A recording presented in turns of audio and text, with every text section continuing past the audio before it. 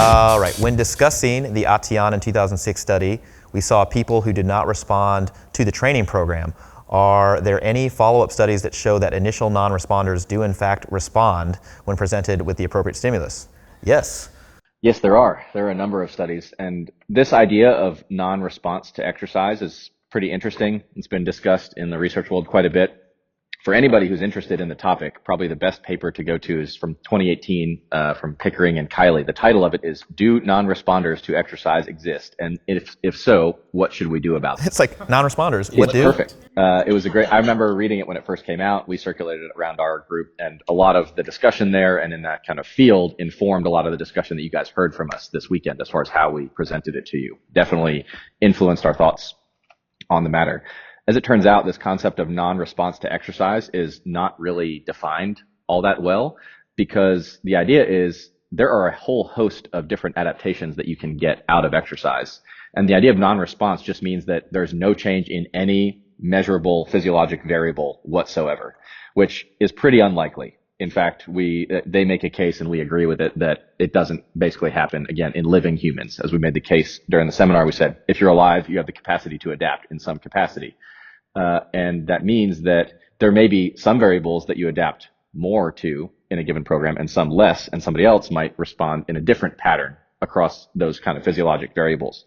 So they make the case that we should differentiate or not get away from using the term non-responder altogether and focus more on the term did not respond, i.e. to that particular program, which is exactly what we discussed this weekend, rather than labeling somebody, oh, you are a non-responder, like you're incapable of adapting.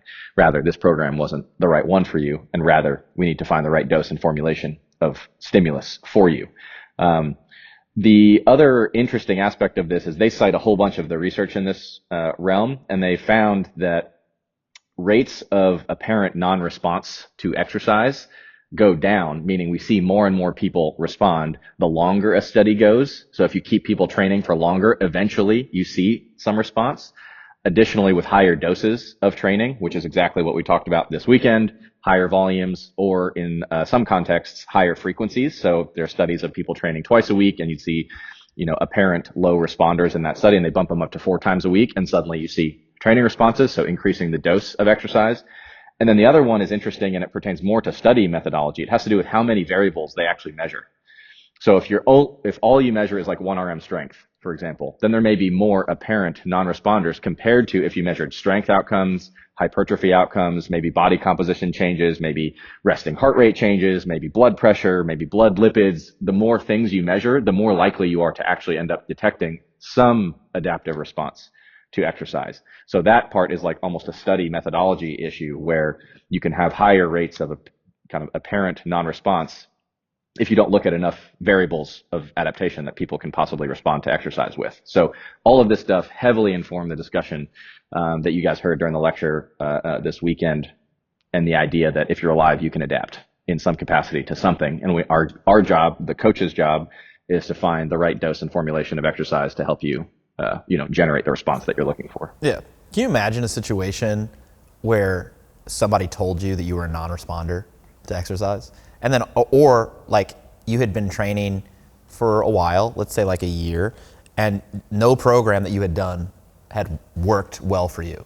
Everything you felt like, at least relative to your expectations, and then maybe the people who you were working out with or training with, they all did much better than you. So you were on the low end, the accountant end of the scale. Again, present company excluded.